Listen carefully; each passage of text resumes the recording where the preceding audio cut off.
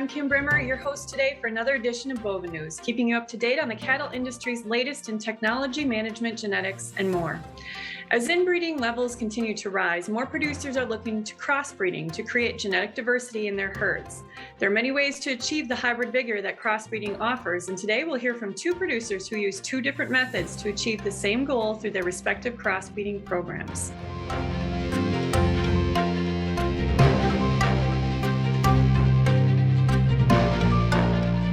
The first person on our panel today is Ben Anderson from Anderson Dairy. Ben grew up on his family's dairy farm, Seagull Bay Dairy in American Falls, Idaho. He returned to the family operation in 2002 after graduating from Brigham Young University with a degree in animal science and business. Ben has helped with the management of Seagull Bay Dairy, Blue Sky Dairy, and Anderson Dairy, and has helped the family grow the business from 500 to 2,500 cows. Ben has overseen the crossbreeding program for the family dairy operation and has been invited to teach about it in the Netherlands, Italy, Denmark, and Sweden. Ben and his wife, Robbie, have 9 children. Welcome, Ben. I appreciate the introduction. I'm a great opportunity to present today and share our experience over the last 15 to 20 years as we have experimented greatly with crossbreeding and with our genetics, and look forward to sharing what we've been doing. So as was stated, I returned to Seagull Bay Dairy in 2002 after graduating from Brigham Young University. And at this time, we milked a little over 500 cows, and we had really high fluid production. We were 85 to sometimes over 90 pounds of milk with for the time pretty decent components. Pretty average components. I say 3.5 butterfat and 3.0 protein. Our conception rate ran from 25 to 35%. Preg rates were 12 to 16%. Our cow death loss would run from 9 to 12%. Stillbirths were often 10 to 12%. Turnover rate was over 40%, and displaced abomasums were 3 to 5% in our fresh cows. And again, for that time in the Holstein breed, those were not, I don't think those were alarming numbers. Those were fairly standard within the industry.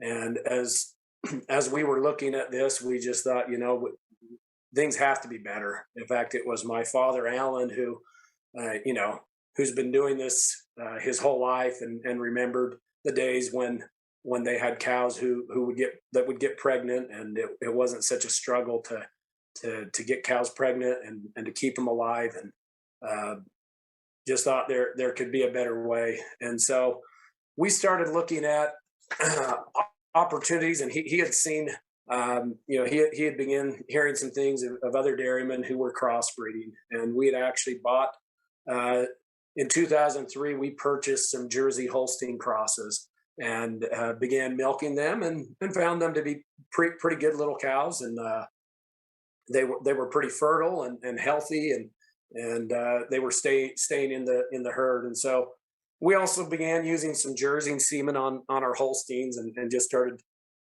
experimenting a little bit with it. And then in around 2004, 2005, we began hearing about what was happening in Oakdale, California, where they were starting to use some Swedish Red and Montbéliard from France. And we were curious as we were trying to figure out what we wanted to do with our Jersey Holstein crosses. So my brother Greg, who is now back with the operation, and my father Alan made a trip to Oakdale and visited with the dairymen and decided that we would start using some Swedish Red on the Jersey crosses. And I went a year later and with my dad again, and so I think around 2006 we went there, and in talking to the dairymen there, they were really high on their Montbéliards, and so we decided to start using some Montbéliard. So at this time we were using Jersey, we were using Swedish Red. Now they call it Viking Red, as it's a mix of red breeds from Denmark, Finland, and Sweden. And of course Holstein. And so, we were kind of just seeing what we liked, seeing what worked. And we still had quite a few Holsteins. In 2005, we actually purchased a dairy in Declo, Idaho, and called it Anderson Dairy. And so that's where my family moved to. And they were milking about 120 cows. And in the course of about 6 months, we took it up to over 1,000 cows. And today we milk over 2,000 cows there. But in doing so, we just were trying to get a real feel and an idea for where we wanted to go going forward. And probably around 2006, 2007, we decided to go all in with the crossbreeding, and we were going almost 100% crossing on the Holsteins. And then around 2008, we decided to keep a portion of the herd as Holsteins, just so we had a comparison group to use against the crossbreds. The further we got into our crossbreeding, we really decided we liked what is now termed the Pro Cross, the Montbéliard, the Viking Red, and the Holstein. And in around 2010, we discontinued the use of Jersey semen. The Jersey breed is a great breed, but I think sometimes the size disparity ends up causing some issues in a crossbreeding program. You just get a large variability in your size in your cattle as you use Jersey. Also, oftentimes udder depth becomes an issue, especially as you look at smaller cattle. That udder on a larger cow probably works, but as you get a shorter cow, it becomes a bit of an issue. So we decided to discontinue the use of the Jersey breed. So the real big benefit that we discovered in our crossbreeding that we saw immediately as we went real heavy with the crossbreeding was the stillbirths. We saw it go from 10% to 5% pretty much immediately. 9 months after we started going almost 100% crossbreeding, that's where our numbers ran. And again, some of that with a lot of the Jersey breed, that smaller animal health, also just these calves just came out with a really a great will to live. And so that was something we saw that was a huge benefit. And so I've got, I have a slide here that shows that kind of where we were at in 2002, 2016, and 2021. And so our cow death loss, we've cut about in half. A few years ago, we got down to about 4%. We're running about 5.5%. That's an area where I think we still have room for improvement. The stillbirths, we got down there, like I said, to that 5%. We were down to about 4.5% in 2016, and today we're running 3.1% stillbirths. And I think that level that we've taken it down further is as we now use all gender sorted semen and beef semen. So our heifers are being bred. 80+% of them are being bred to gender sorted semen, having heifer calves. And so, in fact, our stillbirth rate in our heifers is 3.2%. So they pretty much across all lactations, we're seeing really good numbers on that. Our LDAs are we can go years between having an LDA. So that's another big benefit we've seen. And again, we see that in our Holsteins as well. So some of these things are certainly better management practices, advancements within the industry. Our herd turnover rate, our goal right now, and we have hit this number, we've been around 30% or just under 30%. This year we're running a little higher as we still are trying to balance our heifer inventories. We have a few too many heifers, and so that usually is what dictates a lot of our turnover rates. But we really feel like we can run a 25 to 30% turnover rate in our herd. And then the preg rate was another one of those things that we saw really drastic change in as soon as we started milking a lot of crossbreds. So we were in that 12 to 16% range in 2002. And we saw our numbers moving to over 20% really rapidly once we started milking a large number of crossbreds. And so in 2016, we were running the 23 to 27, and then we've implemented now a full-on pre-sync, off-sync program. And through that management method, we now run 36 to 40% preg rates in our herd. So the other thing, of course, that when we decided to crossbreed, that everyone, and wonders and says, well, can you get production? And when I decided to begin crossbreeding, I went in with the expectation that we would lose production, and with the increase in our pregnancy rate and health and all those benefits, that we could afford to lose some production. Well, over the course of time, we have pretty well determined that we have been able to maintain our production levels. And so I have a slide here that shows our production levels. And so I took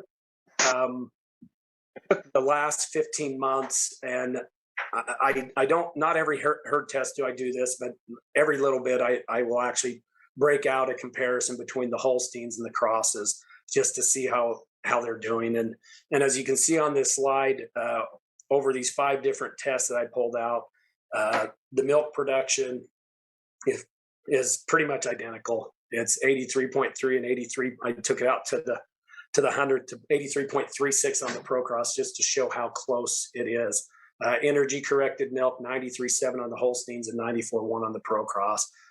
The other thing that we've seen is we've moved, our breeding program. We have really pushed components on the Holsteins. We probably pushed a little more production on the crosses, and their numbers have pretty well come together. The crosses and the Holsteins, we don't see a large disparity in percents. Cell counts are pretty well even, a little higher in the crosses, but we also have a little older average cow in the crosses. So we really see equal production between the two. Our last test, we actually see the Holsteins are having a little advantage on production. And so I like to look at, over the course of time, I like to look at it right now, how we're doing, to see, are we seeing a trend or a change? Just something to keep an eye on. But over the course of the years, we've seen very similar production with our Procross cattle and our Holstein cattle. The other area that, of course, is a huge interest is reproduction.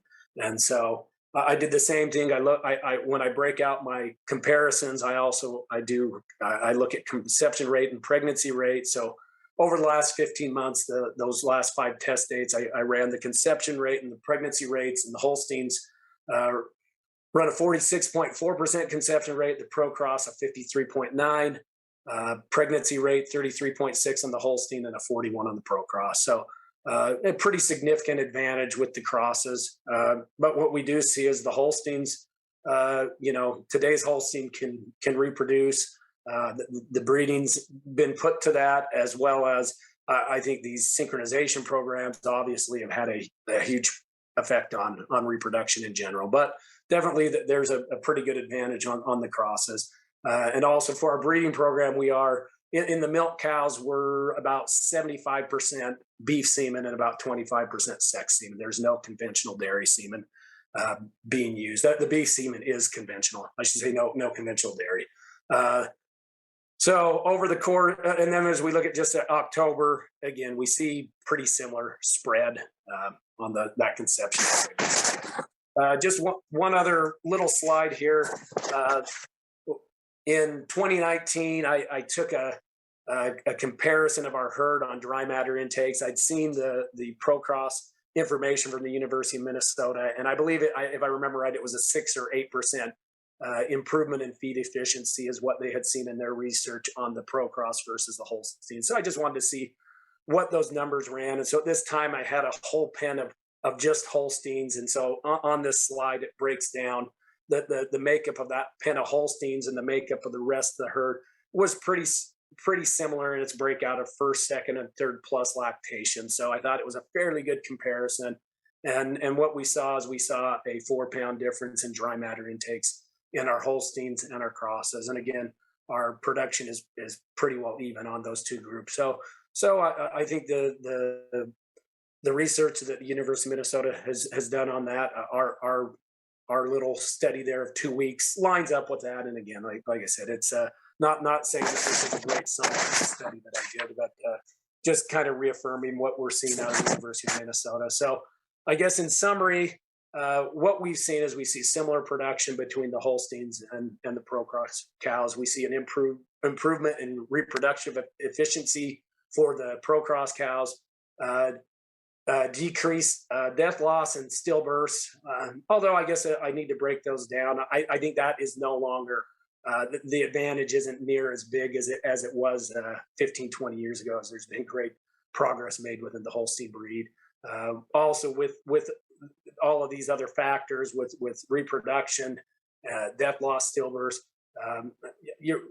we're going to need less replacement heifers with this current system. And then another advantage we definitely see is a greater value in our cull cows. Those, especially with the Montbéliard, you get a thicker, heavier cow, and we definitely see greater value as those cows go to the market. So anyhow, that's what I have on my presentation. Thank you for the time. Thank you, Ben. Our next presenter is Ashley O'Hara with AA Dairy in Jerome, Idaho. Ashley was born and raised on their family farm Dandyland Holsteins in Ontario, Canada. She studied at the University of Guelph and received a bachelor's degree in agriculture, majoring in animal science with a focus on dairy genetics and nutrition. Following school, Ashley pursued an internship at Holstein Canada, as well as an internship at Louisdale Holsteins in Prince Edward Island. She also worked at Butlerview Farms and Oakfield Corners Dairy in the U.S. Ashley started with AA Dairy in 2016, where she manages genetics and inventories. Welcome, Ashley. Thank you, Kim, and the Bull Bay News for having me today. So, as Kim mentioned, I've been with AA for 5 years now and management genetics. So, AA Dairy, just a little bit of background, is owned by twin brothers, Don and Ron Ardema. Their father, Don Sr., milked 130 cows in California prior to relocating to Jerome, Idaho in 1980. The AA facilities was built in 2005. AA Dairy is milking approximately 20,000 cows at 2 facilities, shipping over 1.2 million pounds of milk per day. AA facility itself houses 16,000 head milking. The Holsteins are milked 3 times a day, averaging 94 pounds a day.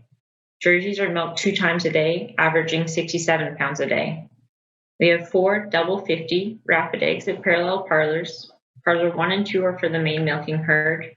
Parlor 3 is for the hospital cows, and Parlor 4 is for the crosses that we've calved out here in September and October of this year. We have no crowd gates. It's all natural cow flow. We do have a monitoring system here at AA that we use within our herd. 85% of the cows are bred naturally here at AA. We have 1 calving facility, and we're calving out around 70 head per day at the one site. In October 2021, Niagara Springs was opened. This is our beef operation. We'll be growing this to house 7,000 head of beef on dairy crosses. The goal is to sell and market them at 400 pounds. A key value here at AA is cow care is number 1 here. We want to see each cow realize her full potential and excel, not just the high genomic ones, but all of them. This is very valuable to our whole team. The foundation of AA's genetics was developed based on strong cow families and aggressive emphasis on using elite genomic sires on both the Jersey and Holstein breed. Superior genetics has always been the main focus for our herd. A heavy investment was placed on great genetics. In combination of breeding with elite young sires, IVF has played a big role in genetic progress here. We are working our elite donors within the herd and implanting their embryos in the heifer recip pool we have available. AA has over 150 bulls that have went to stud between the 2 breeds of Holstein and Jersey. So why did we go to crossbreeding? In 2019, the decision was made to start crossbreeding. This was due to our changing milk market and what the milk plants are currently paying for. We do not sell milk, we produce and sell solids. Also, the feed and water has become and continues to become a large expense for all dairies, so efficiency is very important. It was a decision to take the 2 elite genetics that were formed within the Jersey and Holstein breed, the 2 most advanced and superior breeds within our industry, and cross them. It enables us to express the superior traits from these two breeds in forming the F1 herd. At AA, we do not take steps by chance. Our actions are calculated. We know that the genetics are accurate. Based on data from within our own herd, provided us confidence in pursuing the crossbred model. Early data that made a clear decision to start crossbreeding, the main reason was because of the productive cow, the production, and the components that they would offer being a cross. We did a comparison amongst our third lactation cattle. Our crosses showed 81 pounds of milk, 4.4 fat, 3.6 protein, in comparison to our jerseys at 72 pounds milk, 4.6 fat, 3.7 protein, and our Holsteins at 93 pounds fat, or 93 pounds milk, 3.7 fat, and 3.2 protein. Looking at estimates at AA on dry matter intake, we compared that third lactation group again and took into consideration energy corrected milk, looking at an average for a cross being 80 pounds milk, 4.3 fat, 3.4 protein, dry matter intake of 49 pounds, and around a body weight of 1,200 pounds. Based on the early weights of calving out here in September and October, we see that our crossbreds are around just over 1,000 pounds per head at freshening, compared to our jerseys at 900 pounds at freshening. This also can bring a good point of we can maximize efficiency of our facility with our population when we bring in consideration the size of the crosses in compared to the Holstein breed. Reproduction, we showed that was another key factor that we thought was important. Here we saw that crosses, cows, showed higher heat detection rates, conception rates, and preg rates compared to the Holsteins. The crosses showed a heat detection at 62.1%, conception rate at 51.3%, and a preg rate at 31.9%. This is comparable to our jerseys with a heat detection rate at 64.8%, conception rate at 49%, and preg rate at 31.8%. And then in a comparison to our Holsteins were at 56.7% heat detection rate, conception rate at 44.6%, and a preg rate at 25.3%. The value of improving the preg rate from 25.3% to 31.9% is about $30 per cow. Cow livability and health is also something we took into consideration here. We did a hoof care analysis here at the dairy, looking at the summary of the number of abscesses, foot rot, ulcers, warts, and lesions that were incidents within our herd amongst the three breeds. We saw that our crosses had a 25.5% incidence rate, Holsteins at a 40.6% incidence rate, and jerseys at 20.6% with an incidence rate of these factors that we looked at. Lameness decreases longevity in a herd and is associated with $90 to $300 cost per incidence. We used the conservative $90 per case, and the average cost per cow then was calculated, showing that it was lowest for jerseys and crosses compared to Holsteins. Crosses showed a $22.93 lameness average cost per cow, Holsteins at $66.96 lameness average cost per cow, and jerseys at $18 lameness average cost per cow. Carcass weight and quality cow is something also to take into consideration on these large operations. We saw that Holsteins, we did comparison amongst our first lactation and saw that first lactation crosses have a higher body weight and value over a jersey. The crosses at just over 1,000 pounds at a price of 29 cents per pound had a price of $308.51 at the time that we took this data. The jerseys at 920 pounds, average weight at 26 cents per pound, showed a price of $247.65, and Holsteins over 1,200 pounds with an average price per pound at 32 cents per pound, showed a price at $422.36. That's at the time that we did that study. Calf livability. Looking at our own monthly reports, crosses are hardier than a jersey calf, seeing a decrease in scours, pneumonia, and deaths at 0 to 60 days in our crosses versus our jerseys.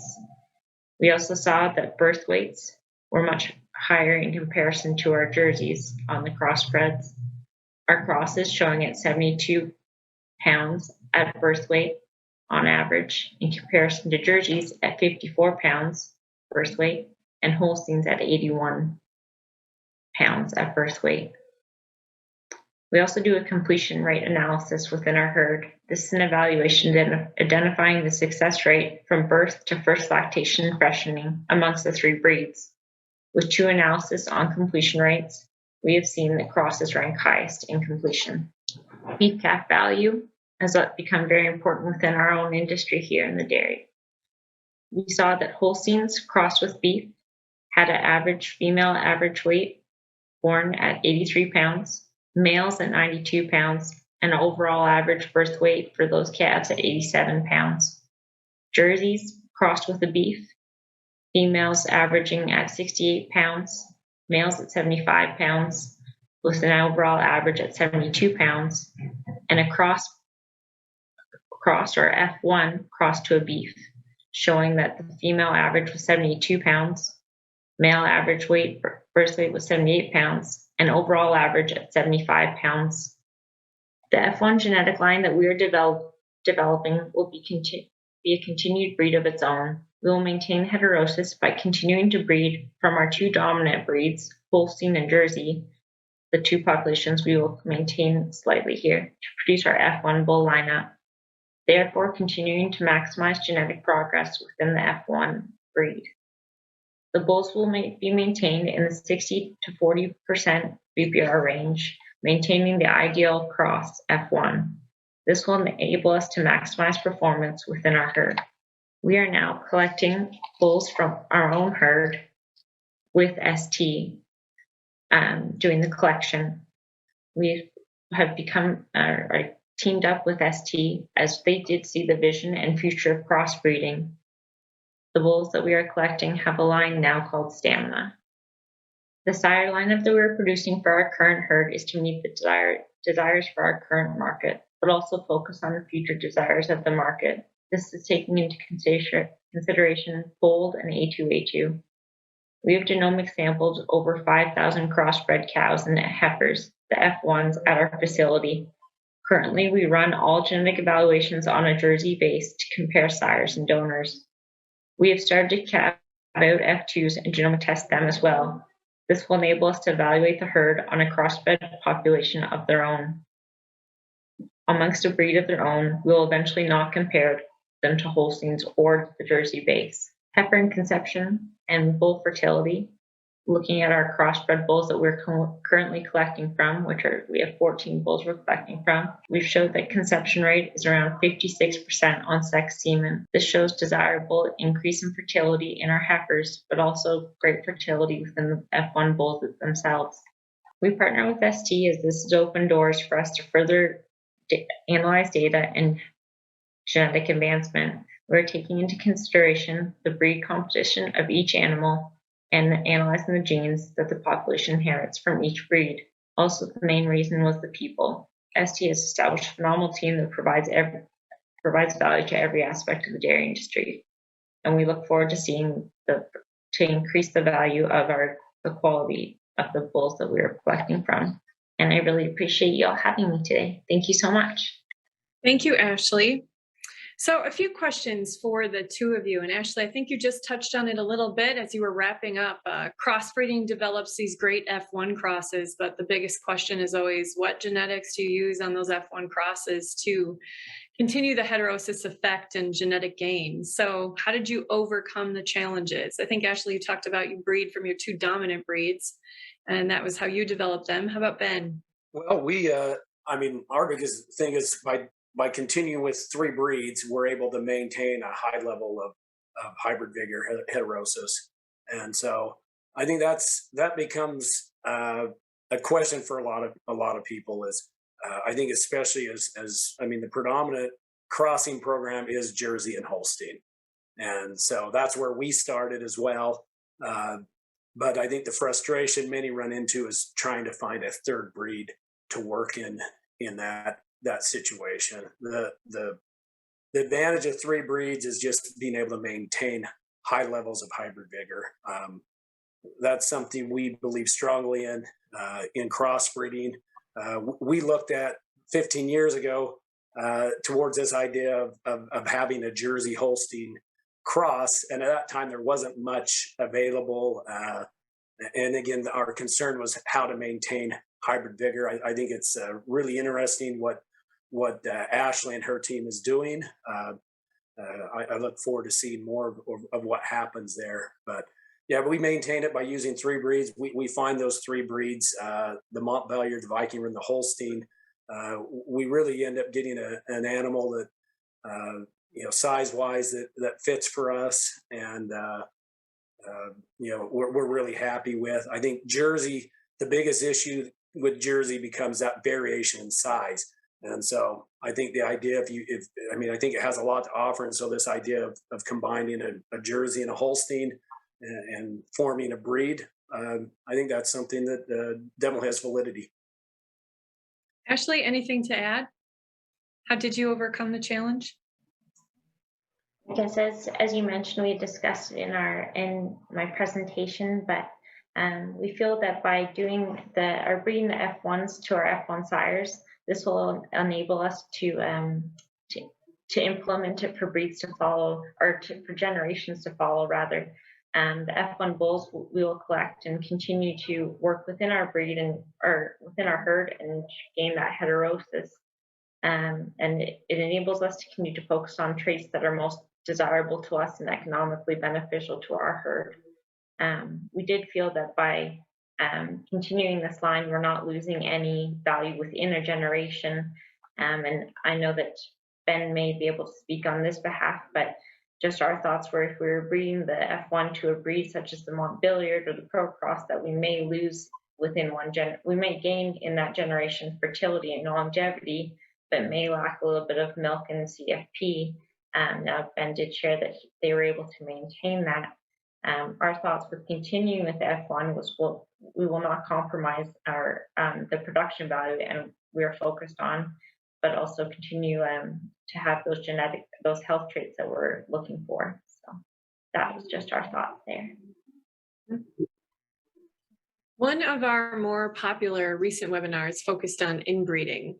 So from your perspective, I'd like to hear from each of you on this. How do you think crossbreeding can help alleviate some of the concern around inbreeding for the industry moving forward? Well, really, with a 3-way cross, which what we do with the Pro Cross, or whether you use other breeds within that, you will eliminate the issues of inbreeding. By the time you go around 3 generations, with 3 different unrelated breeds, you just take care of all issues associated with inbreeding. So that was one of the things we looked at, and as we looked at this, we were concerned about the inbreeding 15 and 20 years ago. With genomics, it's becoming even more of an issue. And again, some argue it's not an issue. Others argue it is. Certainly, crossbreeding within a 3 breed cross, you eliminate that issue. Ashley? I thought so. When you're breeding your first F1, you have the most extreme heterosis, and from there, our program is established, and we're being very intentional with the bulls that we're selecting from. So therefore, the bull lineup that we're collecting from, we're using here within our own herd at AA, and therefore inbreeding something we're really watching closely, making sure we're bringing in different sire lineups, and just that it works within our own herd itself. So it's something we're going to be very intentional along. Is crossbreeding for everyone? What kind of unique considerations are associated with crossbreeding that people who want to get started with the process should know? I guess if I'm going to take that one, crossbreeding is not for everyone. I can say that. We all have that breed that we most desire, that we've grown up with, that we enjoyed working with, but there's more benefits that are important to us here at AA. That's why they've brought economic gains to us. And just as we discussed within our presentations there, just with us being a components-driven market, the benefits, the feed efficiency, call cow value, reproduction, cow and calf health, and beef value. Those are all things to take into consideration. Mm-hmm. I would So, also agree with Ashley in that crossbreeding is not for everyone. Um, I think it takes it. There are considerations that need to be made in a crossbreeding program, is how you will handle uh, the different dynamics of the breeds. You've got to have a program where you're able to rotate, and I know that in talking to a lot of people, that becomes an issue. Certainly something that's easy to overcome. Some guys use different ear tags. Within our herd software program, it's really pretty easy to keep rotations in line. Also, you have to get used to looking at a different kind of animal. And so with the Pro Cross, with the Mont Belliard, you have to learn to appreciate a thicker animal. Udders are different. Our Pro Cross animals have very nice udders, but they will not look like a Holstein's udder. And so those are things you have to look at. There are certainly many herds with really good jerseys, really good brown Swiss, really good Holsteins that are happy and doing well with it. And, if you're happy with what you're at, continue on. For those who are interested, yeah, there are some real benefits that you can with crossbreeding that can help you maybe achieve some of your goals, and you just got to decide what your goals are.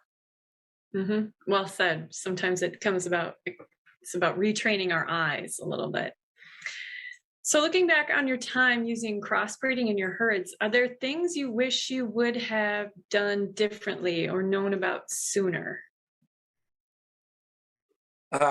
Yeah, obviously there's things you'd want to do differently. But again, with 15 years, you learn a lot. So I guess if I was to share with people, I guess the one thing that I got was early on, I was really worried about udders. And so I used really high udder composite bowls, which again, nothing wrong with that, but sometimes maybe at a sacrifice to production. What I found again is just retrain that eye, appreciate what that udder is. An average udder within the Mont Belliard and the Viking Reds is still a very good udder. And so oftentimes some of these bulls that were really good production, their udder scores were fairly average. And maybe I avoided them, but in time I found that those were the bulls that helped me achieve my production levels that I wanted to have. The other thing that I guess, looking back, I would not have used Jersey in a 3-breed cross program. I find people as they go on that, they're just more and more people end up with frustrations with the Jersey in a rotation just because of the variability in size. More udder issues. And this is not to disparage the Jersey breed itself at all. And again, I think what Ashley's looking at has some validity. Create a breed using Jersey and Holsteins. I'm very interested to see where they go with that. Wonder, again, I wonder about, how you maintain the levels of hybrid vigor. I'm not a scientist to understand that. I'd be really interested to talk to someone who could explain that more to me. But I guess from my experience, yeah, in a 3-breed rotation, I avoid the Jersey. Although, once again, I know guys who are using them and happy. Again, I guess it's retraining, and maybe some of it is learning how to select the right bulls within that program. Ashley, anything you wish you would have done differently? I guess we're very new to going down this path of crossbreeding, so I can't say that I have much experience with it at this moment to make those changes. One big thing would be that I would wish I'd opened up the discussion further with other breeders about crossbreeding. Coming from a Holstein background myself, and then being involved with the Jersey breed, I guess I've got to know people within those 2 breeds, but just getting to know those that have done quite a bit of crossbreeding and learning from their experiences or what they're willing to share, and learning from that. I feel like as we're starting down this path, grateful that we have the resources to learn more about the data analysis, looking at the genetics, and that we have genomic tested within our herd. This is a huge benefit to us as far as looking at all those F1s we have data on, as well as now we're taking the data from those F2s and seeing what their genetics look like in comparison.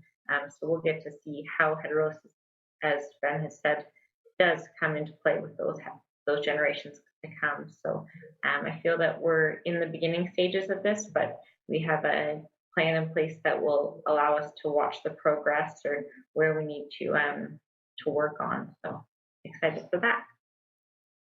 Well, each of you bring a pretty unique look at crossbreeding, and you obviously have two very different programs.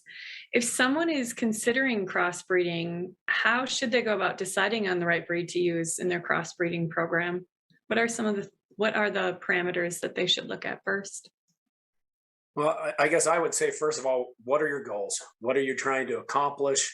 You know, and then you've got to look at, are there breeds that work within that? And again, I think as Ashley was talking about, really, there are enough people out there crossbreeding throughout the US, throughout the world.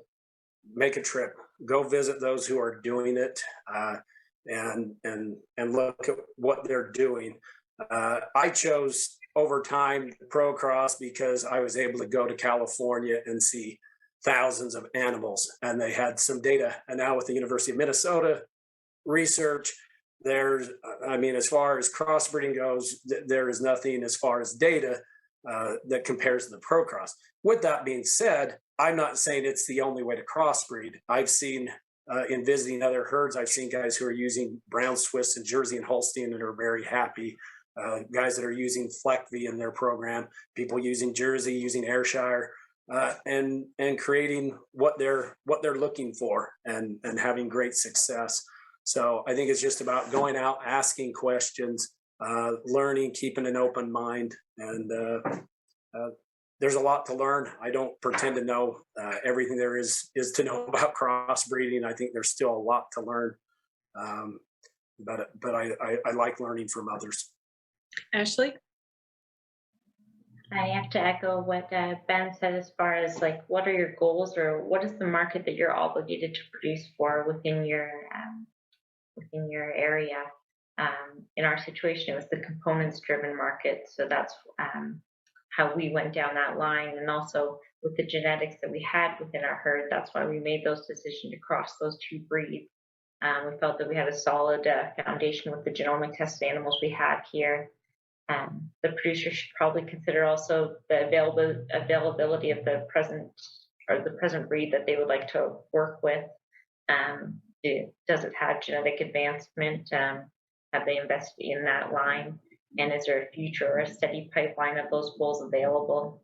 And lastly, does the breed of choice bring opportunities or advance the other markets that may come in the future?